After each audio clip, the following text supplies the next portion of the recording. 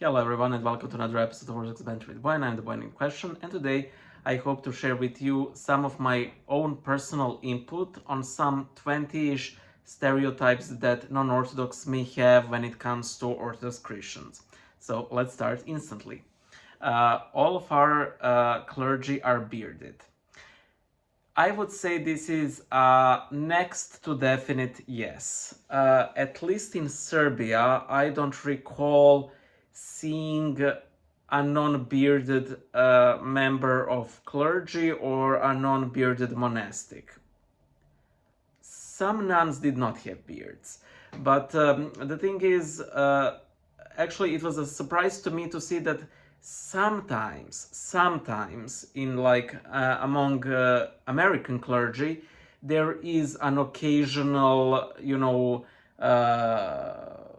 priest or deacon who does not have a beard. Actually, now that I think about it, I did encounter here an occasional deacon without a beard, but never a priest, and especially not a bishop. By the way, we have this we have this bishop who sort of, well, if all of our bishops are sort of majority pro our current government, there is this one bishop in, I believe, Germany, who's very anti-government, and somebody had a great comment regarding that bishop.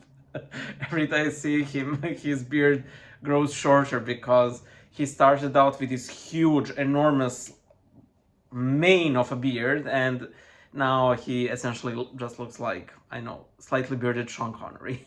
There you have it. So yeah. Second is, we're icon obsessed. I can definitely see this is a thing. I mean, there's like, I don't know what, 15 icons in this shot alone. But the thing is, us Orthodox tend to see icons as these very everyday objects. Yes, they are holy. Yes, they can be miraculous and all things.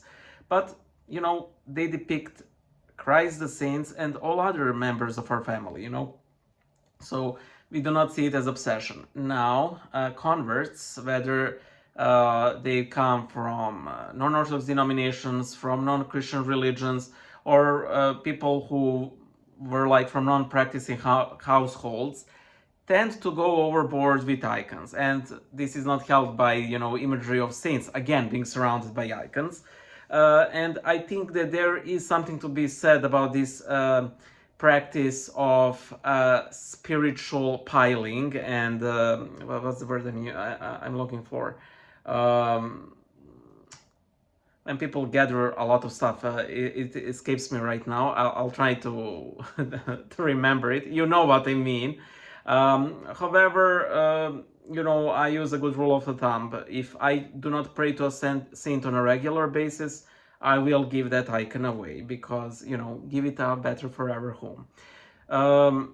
This icon obsession is in part because iconoclasm, we sort of had to nail the point home that icons are fine, and we might have gone tad overboard, but then again it follows a similar pattern to denying the real presence of Jesus in the Eucharist. So now they have all of these, Corpus Christi processions and benedictions and Eucharistic adoration and so on. So I believe, and because, ironically, iconoclasts were big proponents of real presence. So while we, us capital O Orthodox, did not stop believing in real presence, we emphasized icons, while there was a similar patterned development in other areas in the Western Church. We are excessively ritualistic. I would say yes. I mean, again, I wouldn't say it's excessive, but like in Orthodox services, there's next to no, to my knowledge, room for like personal prayer and so on. I don't think I've ever seen in an Orthodox church something along the lines, let us all pray in silence for something, someone, or something. It may happen like maybe in Western Orthodox churches. I don't necessarily mean Western Rite Orthodox churches, but and I do not mean to say that this is a bad practice, but in general, these Byzantine services leave next to no room for silence, which is sort of ironic because of how much emphasis we place on hesychasm, you know, the practice of holy stillness, silence, but no, the services aren't that. The thing is, the general belief is that the service will provide for everything that you may need, and this includes like personal needs, and very often you will hear something along the lines of "O Lord, who knowest all of our desires are known," or something along those lines. So there's no really any need to introduce this sort of personal piety into our services. But yeah, for somebody who comes from a tradition where that's very antagonistic to written prayers and so on, this will definitely seem like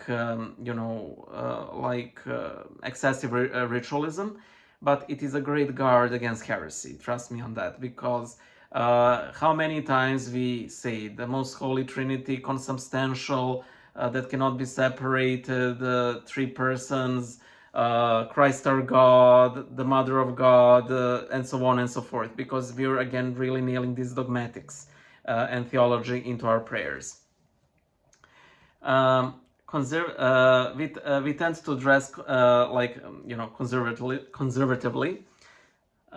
Maybe yes, maybe no. Again, this really depends on the church. In general, it's for men it's a shirt that covers the shoulders and long pants. For women, it tends to be again something that covers the shoulders, a head covering, and a skirt.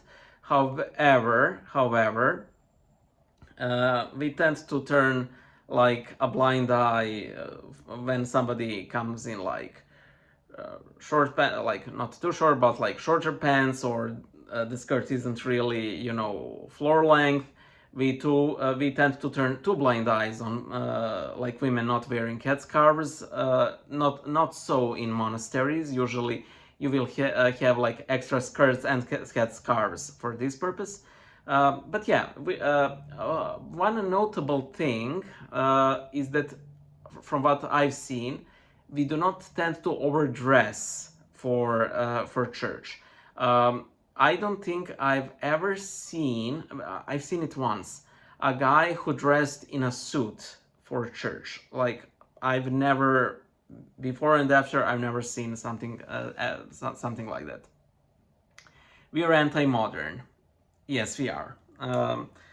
There's a lot of current ideologies that the Orthodox Church opposes wholeheartedly. A lot of these have to do with gender roles, gender ideology, with sexual orientation, and so on. Generally things that go against, you know, our identity, our God-given and created nature, and so on and so forth. We are fasting fanatics. Yes and no. Again, practically half of days in an Orthodox year are fasting days. However, in practice, you will notice that even Orthodox who you might consider like very pious won't follow this to the letter, whether in quantity or quality. Like, for example, if it's a water day fast. By the way, when I say water day fast, I don't mean you only drink water. I mean that you can only eat boiled food, so nothing fried on oil.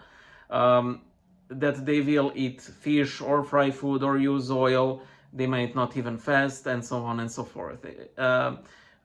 I'm constantly surprised that one of the most pious people I know, whose prayer does wonders, does not really follow the fasting regimen of the church all that closely. But again, considering that, if I think about it, I think that Eastern Orthodox Church is the church with the strictest fasting regimen. Yeah, I can see that, I can definitely see that we might be considered fasting fanatics.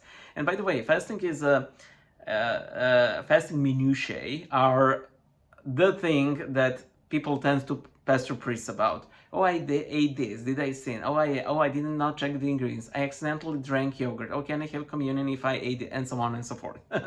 Like, I think it takes about like 40% of pastoral time of priests. We are very mystical and mysterious. You know, yes and no. Yes, in the sense of we do have like miraculous experiences. I would say that every devout Orthodox Christian is a mystic. However, you won't see it. Because no, you won't see us hovering in prayer. No, we won't get stigmata. No, we won't teleport around. Generally, we won't heal people with, prayer or word. But then you never know. This mysticism is something that's not really apparent. There are only, I think, 2 times where you can sort of feel it, and that is when you enter an Orthodox church. There is definite shift in atmosphere that I think even if you're completely blindfolded and you don't know where you're going, you will feel it. And the second one is, again, similar to the first one, but it's when you go to Orthodox monasteries, where it's the same thing as in churches, but stronger, And I think it's this gathering of people who have completely devoted themselves to the Lord that makes this shine through. But when it comes to ordinary everyday people, they might have like extraordinary experiences, but generally you won't hear about them because they know better than to trumpet them around. We are very nationalistic. Oh boy. Yes, we are. And very often we like to combine nationalism with our religious practice. For example, very often, at least in Serbia, you will hear something along the lines of, you can't be a Serb and not be Orthodox, or something similar to that effect.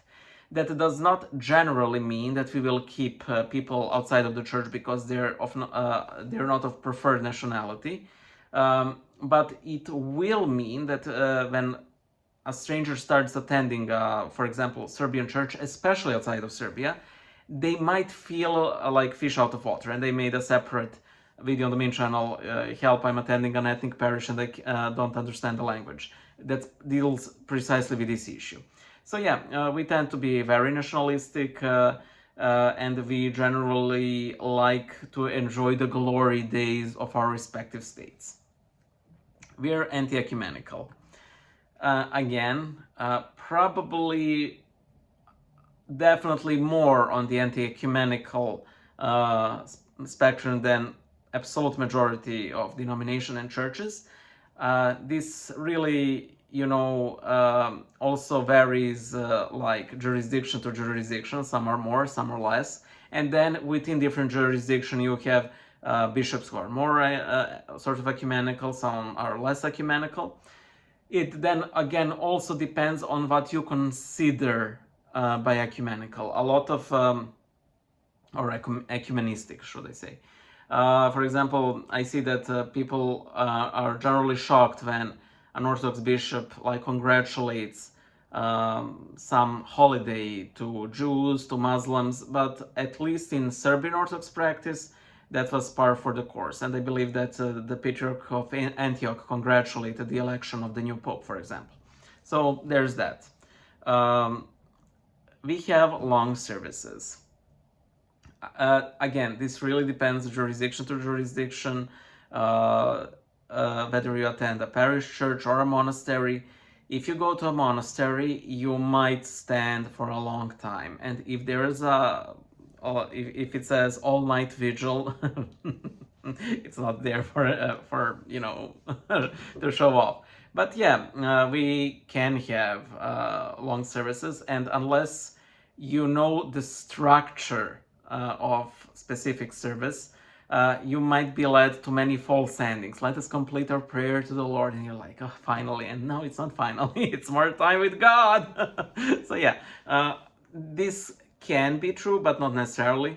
For example, the Sunday Divine Liturgy in the place where I generally attend was an hour or even less than an hour. However, when the new priest came, it extended for like extra 20 minutes because he likes to give sort of long sermons as opposed to previous clergy who practically never gave any sermons.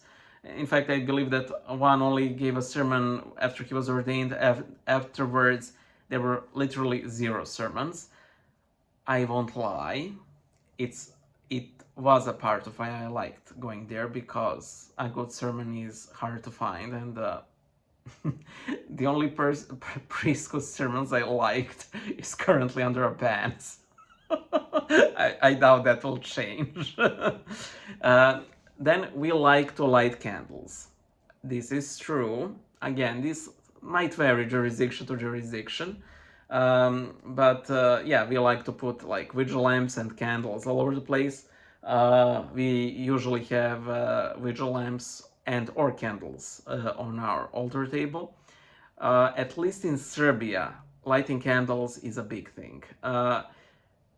I think I mentioned this in some previous video, but people here usually say, I'll go to church to light a candle. So not to pray, but to light a candle. Of course, it's followed by prayer, but lighting a candle is the intercessory moment when it comes to Serbia. Again, it might be different in different jurisdictions, but yeah, we like lighting our candles. We follow Byzantine Complexity. Yes. Our services tend to be rather complex. And there was this, I believe that some Western monk in like medieval times said that their Western services were so complex that it took them more time to figure out what to read than to actually read it. And this is absolutely true. In Orthodox Church, usually are these chanter lecterns, which I like to call chantries, even though that's not what a chantry is, but it sort of, you know, fits it. Have these like rotational pyramids, so you can put multiple books on it and follow through. I once wanted to read the daily hours, and then I understood that it requires some foreknowledge that I was honestly too lazy to obtain.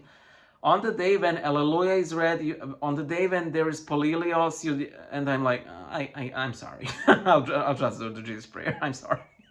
I can't be bothered. It's lovely if you're into it, but sometimes some people like me really aren't, and we tend to be anti-Western.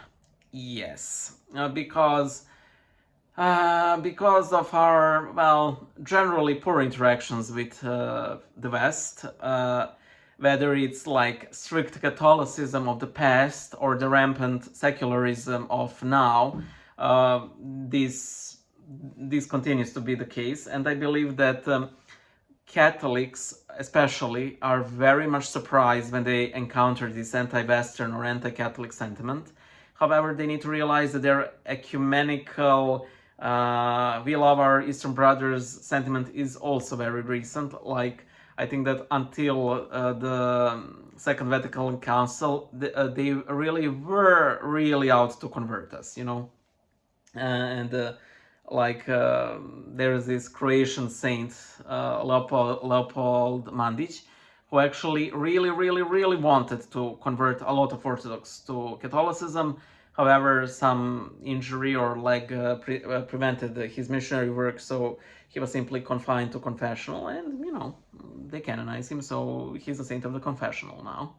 But yeah, we tend to be anti-Western for different reasons when it comes to past and like present. But yeah, we tend to be very anti-Western. We are superstitious. Yes, but I'll need to explain this. Similar to ecumenism, you really need to define what superstition is. For example, for us, like venerating the relics of the saints isn't superstition. For a Baptist, it's at best superstition, at worst like idolatry. However, there are some practices in like folk orthodoxy that are definite superstitions. even though there is again some definite folk wisdom behind it. These usually relate to us not doing certain works on certain days, and please don't ask me to tell you what these are, because my mind simply shuts off when I start hearing this. But like, for example, you shouldn't swim on the day of St. Mary Magdalene. Like if there's thunder on St. Elijah's Day, then it means that he got drunk or something. There are some things, like in Serbia, we have this custom called Slava, where we celebrate our patron saints. And there is this custom that for the living saints, you do not make boiled wheat, because it's associated with the dead. And the living saints are like angels, and the saints who never died, like Saint Elijah, or saints who were resurrected, like Mother of God or Saint John the Apostle. However, this again is superstition. You simply celebrate all the saints sort of equally. You should definitely make this boiled wheat even for a living saint, but again, which is a meaningless difference, and so on and so forth. These superstitions tend to spring out of folk piety, and they're not all bad, but care needs to be, taken for, why did they spring up? We're male-dominated.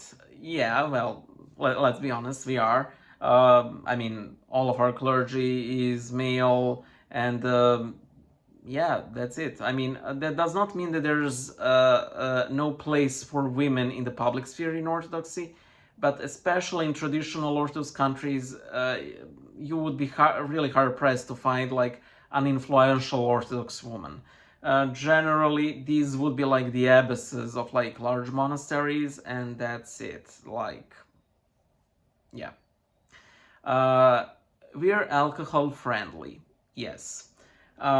We use actual wine for our Eucharist. In the Russian churches, they actually give you a little sip of the blessed wine after the Eucharist. That's not a custom we have in Serbian Orthodox Church. For a lot of our festivities, we will have toasts and so on. And yes, at least for us Slavs, well, you know how we can get with drinking. Not myself, I barely drink, but I'm an outlier. We are chanting enthusiasts. Again, yes, we like to chant. Recently I posted a video on my main channel and on TikTok, when no chanters attended the liturgy, where I was basically forced to, sing the liturgy despite being completely tone deaf. And somebody asked, well, why didn't you just recite it? Sorry, there was a notification on the phone which I had to turn off. Why didn't you just, read it? Like a low mass. I've never attended a liturgy like that, and it would feel really out of place, and in my personal opinion, it's even better to sing off-key or horribly than to simply read it through, because it would feel real off. And this is simply based on my impression and emotion. There's no but singing is something that sets it tad apart from talking, and you can always do the recitative and talking like this, but then again the priest does that, and then if you do that it would be really, really, really obnoxious in an hour, and so on. So you at least have to sing something. So yeah, we're really into veneration of relics. Yes, we are. We like them, we love them, we spread them apart. If there's let me put it this way, big relic coming around to your local church, people will flock to see it. There might be a miracle, So yeah. We are anti-science. I have to say this is a big no. There's basically only one case where I would say that we are sort of anti-science, and that is when it impacts our religious practice. or doctrine. This can be a case for theory of evolution, and especially like recently during COVID, where the where distributing the Eucharist was influenced by COVID measures, and people generally were, to say it very lightly, weren't a fan of this. Some churches use disposable spoons. I've never actually seen this. I did actually see disinfectant being used on the spoon, and so on and so forth. But that's as far as it goes. Milutin Milankovic, one of the world's greatest scientists, and Nikola Tesla, they were both Orthodox Christians, you know, so definitely not anti-science. Actually, I think that this label of anti-science is all too easily applied, because I don't think that people are generally very anti-science, only in some very narrowly specific fields. And finally, we are community-centric. Yes, we are. However, again, this is something that really depends church to church. Some church, when I say church, I mean like specific church community, not jurisdiction, even though that can influence it. But sometimes the priest or priests will be sort of disinterested into really engaging with the people. Sometimes they're really interested. Sometimes they will call people after the service to join for a coffee hour. Sometimes it's implied, and when it's implied, it means that a lot of newcomers won't come because they will think it's something for the regulars, you know. So it can be, but the very fact is that serving a service, especially the Divine Liturgy, does create community. I apologize, I simply had acid reflux right now, and it's really not fun. So yeah, these are some of the, you know, stereotypes that we have about us. Some are true, some are not, some are really out there. But yeah, if you have any that you'd like to share that I may have omitted, please post it and I'll comment on it, hopefully. Bye.